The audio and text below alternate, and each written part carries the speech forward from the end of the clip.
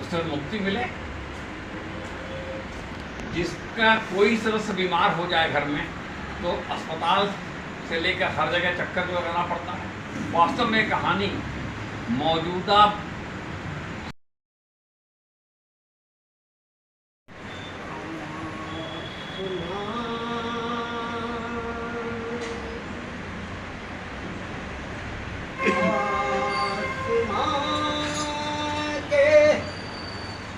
शाम पट पर लाल लाल जाही लिख रही है रोशनी, लिख रही है लेकिन इतिहास की गवाही आगे तव प्राण आ गए तव प्रांगण में हम तेरे हमराही, तेरी जयंती मना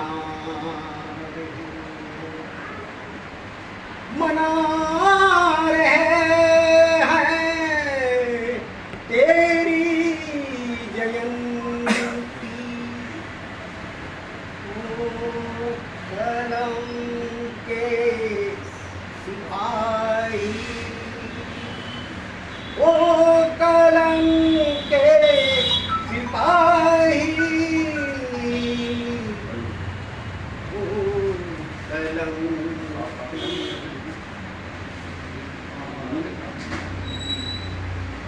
और यार साल भैया हम 1.25 सेर गेहूं का किस्सा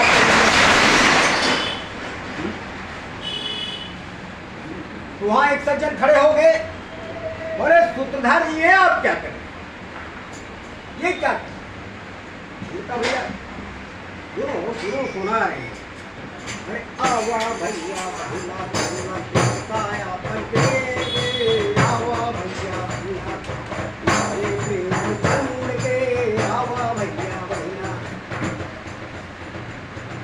धरती आसमान के दुनिया जहान के,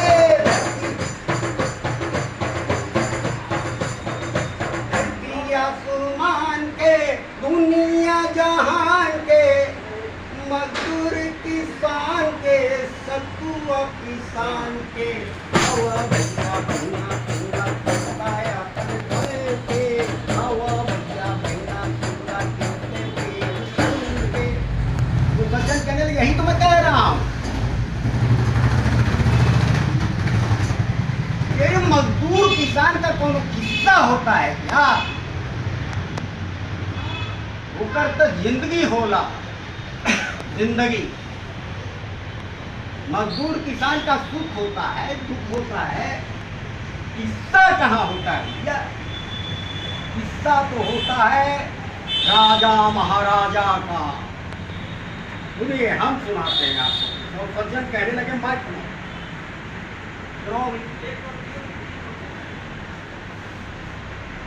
एक समय की बात है, वंस अपॉन ए टाइम, इसी देश में एक राजा राज करता था।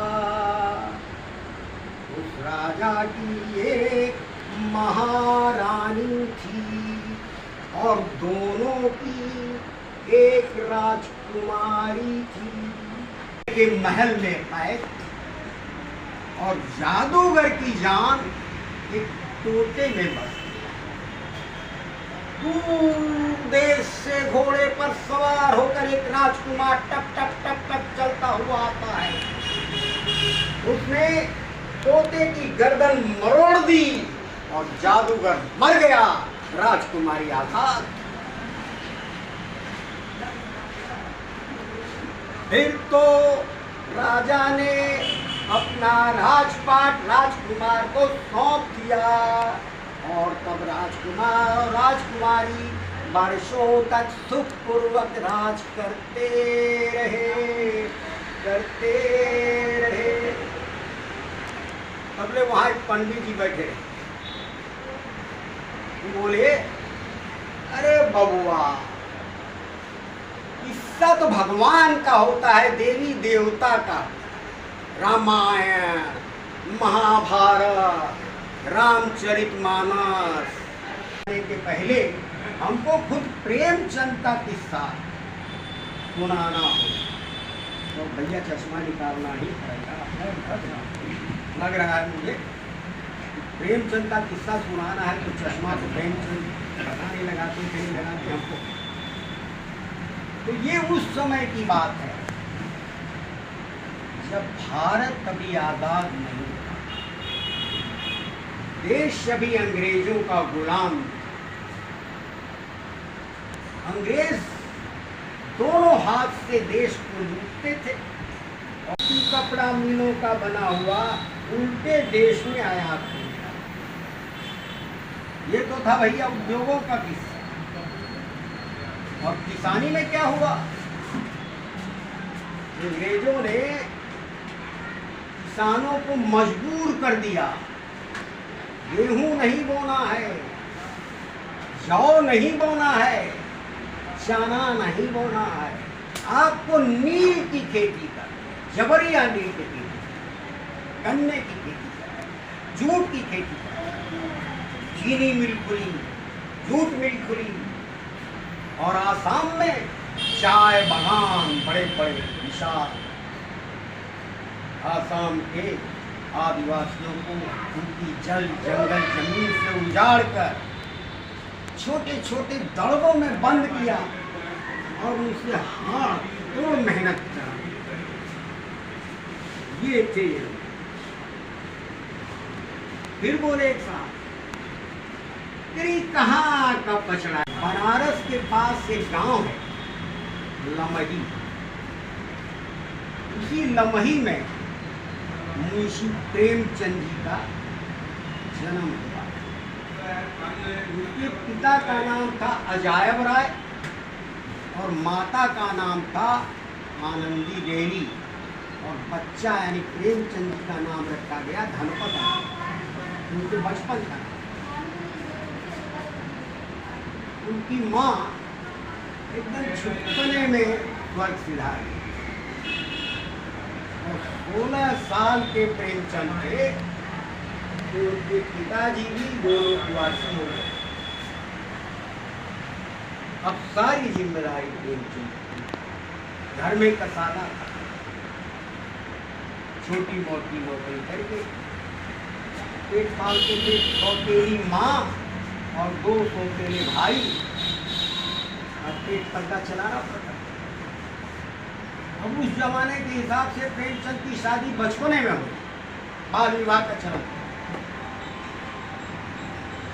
और वो बेचारी महिला कंगाली आटा गीला सह नहीं सकी और वो भी वर्ग। ये था भैया प्रेमचंद की जिंदगी का। अब हम सुनाते हैं प्रेमचंद का साहित्यिक पक्ष। उस जमाने में कामकाज की भाषा, राजकाज की भाषा, अदालत की भाषा अरबी फारसी थी और बोलचाल की भाषा थी उर्दू। हिंदू भी बोलते, पंडित भी बोलते और लाला तो सबसे ज्यादा बोलते थे कि सही काम वही करते थे लाला।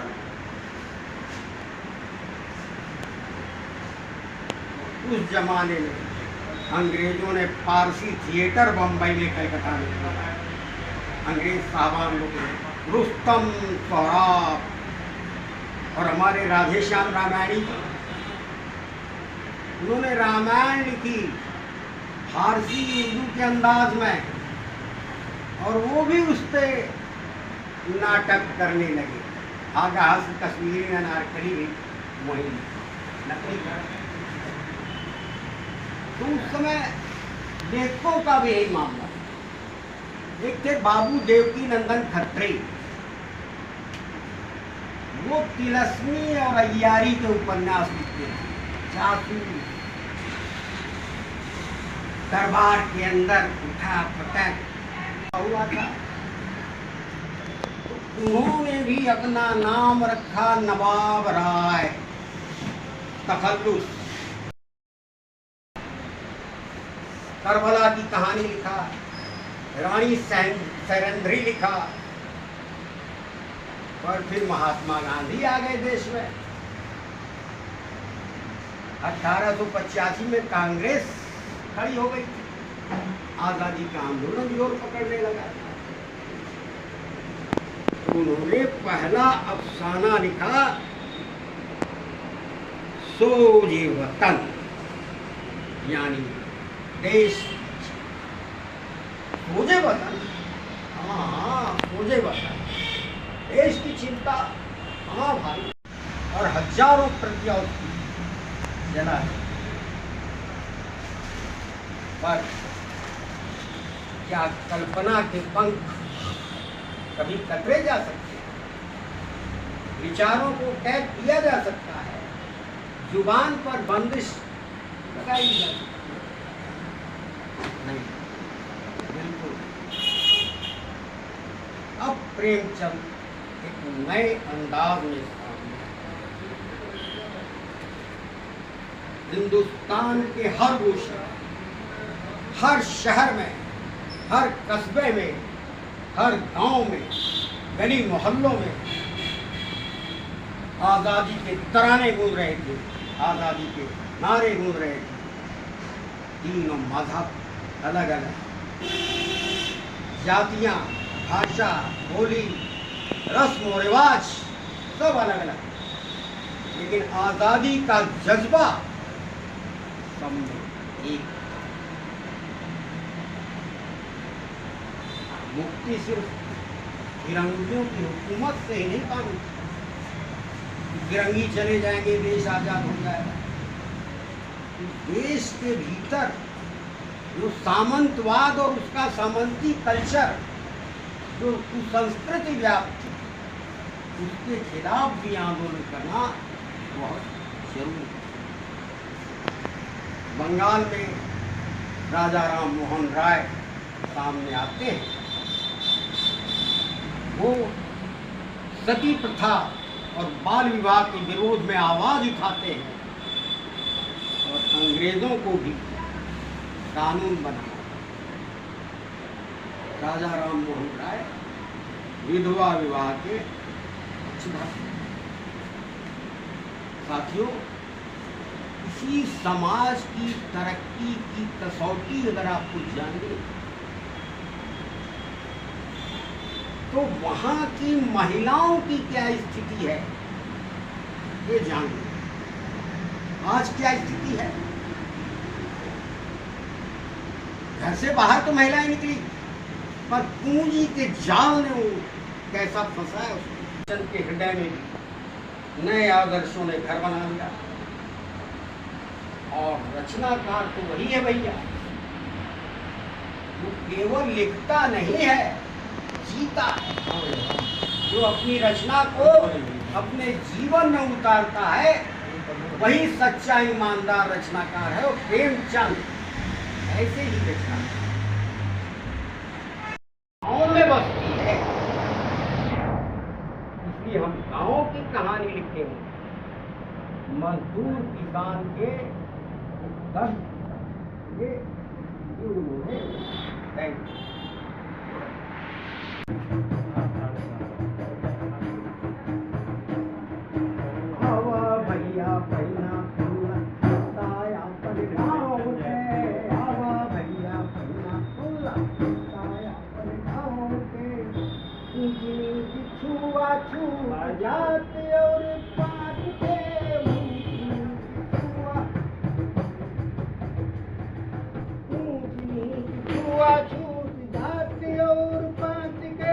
भाई के बिरादर के हित और नात के हवा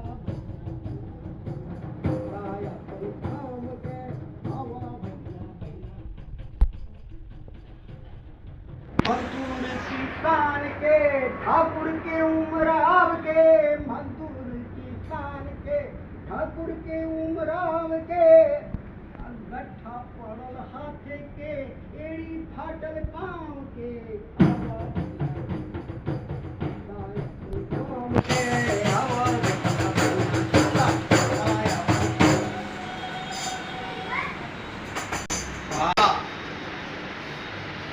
जिस कहानी पर हम सुनाने जा रहे हैं, जो किस्सा हम सुनाने जा रहे हैं, उसका शीर्षक है पंच परमेश्वर। जी हाँ, पंच परमेश्वर।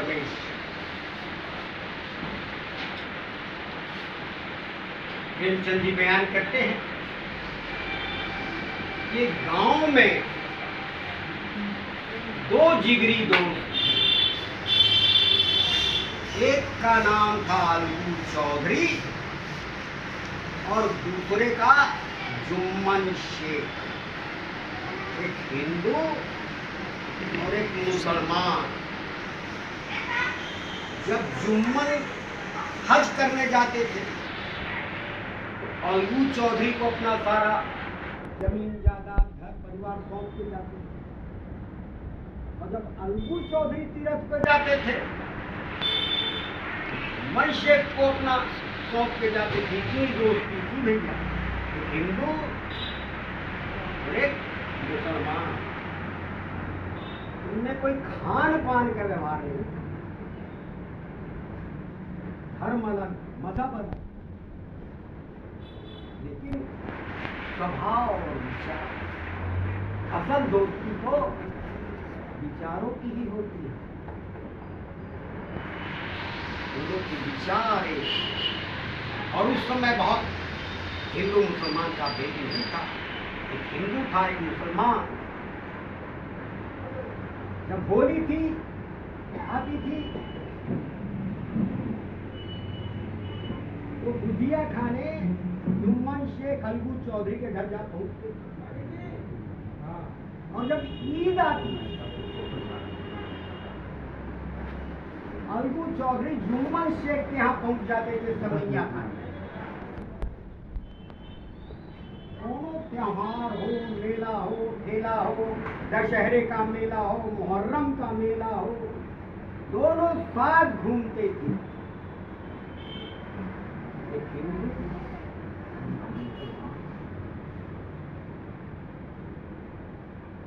वो जमाना था जब लोग एक दूसरे से मिलते थे, राम राम राम राम करते थे। हिंदू राम राम करता था तो मुसलमान भी जवाब देता था जय सिया राम। उसकी दोस्ती कहीं कहीं था कि पूरे समाज में।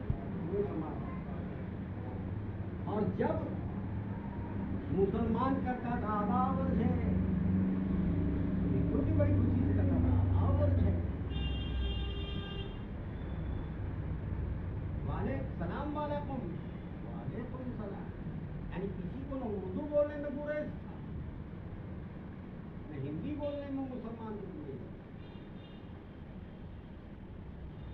हिंदू मुसलमान, ये उस समय की बात है जब अभी हमारे सिया राम सीताराम श्री राम नहीं।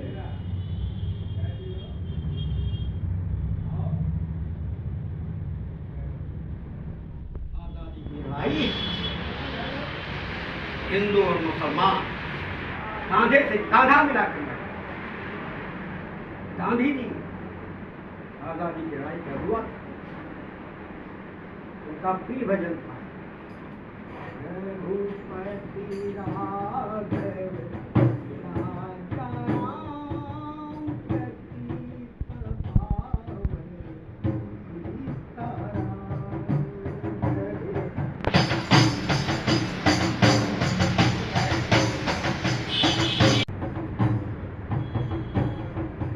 ईश्वर अल्लाह तेरो नाम सबको सन्मति दे भगवान।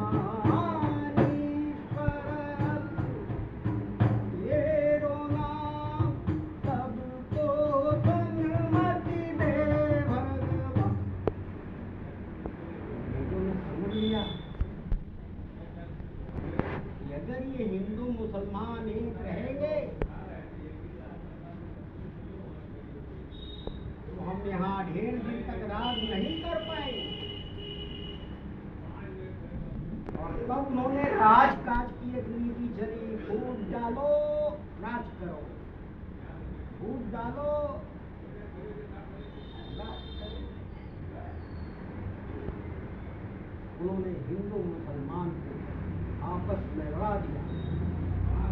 उन्हीं की चाल से एक तरफ हिंदू महासभा खड़ी हुई और एक तरफ मुस्लिम लीग। देश तो आजाद हुआ, भारत माता के दो टुकड़े, गांधी जी की कलेजे पर विभाजन का चीरा जैसे उनका कलेजा छलनी। गांव गांव कस्बे कस्बे दौड़ते थे। पाकिस्तान बन गया था, नौवा खाली जा पहुंचे, हाथ जोड़ते, भाइयों एक रहो, एक रहने से ही देश का कल्याण। और एक दिन प्रार्थना सभा में अपना यही गीत गाए, ईश्वर अल्लाह तेरो नाम सबको सन्मति दे। अभी हाँ ऐसे बोली सकती, उनके यहाँ पढ़े और रकाबियां मारते थे, प्याले धोते थे। हुक्का उस जमाने में चलन था, चिलम सुलगाते थे। कभी चिलम की आग बुझने नहीं पाती, ऐसा सेवा किया। और उनके भाग में शिक्षा बहुत थी। जुमराती मियाँ को डंडे के काल थे, बल्कि चौधरी को बेटवा को, चौधरी को तो मार नहीं सकते थे अपने दोस्त को बेटवा, लेकिन अपने बेटवा जुम्मन शेख को मार मार के खाल उधेड़े। नतीजा ये हुआ कि जुम्मन शेख पढ़ लिख के आलिम फाजिल हो। अलगू चौधरी के यहाँ लक्ष्मी का वास था, जुम्मन शेख के यहाँ सरस्वती विराजे। आसपास के सारे गांव में जुम्मन शेख का नाम है। किसी को कोई अर्जी लिखवानी हो, दरखास्त लिखवाना हो, रेहननामा लिखवाना हो, बैनामा लिखवाना हो, जुम्मन शेख के यहाँ अदालत के चपरासी हो, मुंशी हो, सब उनके दरवाजे पे आते थे, भीड़ लगी रहती थी।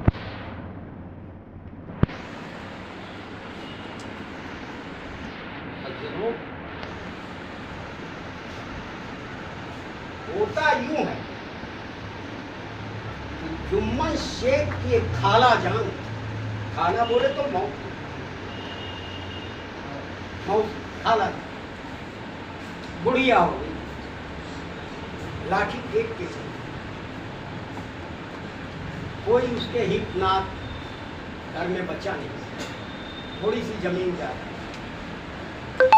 जुम्मन शेख की नजर शिकारी की नजर की तरह उस जमीन जायदाद थी। लेकिन खाला जान से बोले, अरे खाला बुढ़ा गई हो, कहाँ दर दर भटक के खाना खाओ, कहाँ बना पाओ, तुम्हारा हाथ पैर नहीं चलता है, खाना बनाने में तकलीफ होगी, आप लोग धुआं खाओ। जमीनियाँ पड़ी पड़ी ऊपर हो जा रही, ऐसा करो कि जमीनियाँ हमको दे दो, हम उसको जोतेंगे, बोएंगे और हमारे घर तुम पड़ी रहना, खाने की कोनो कमी नहीं होगी, खाना पानी सब मिलेगा और कपड़ा भी मिलेगा। आगे खाना जाने से मेरा या जब तक रजिस्ट्री नहीं भाई, बैनामा नहीं हुआ,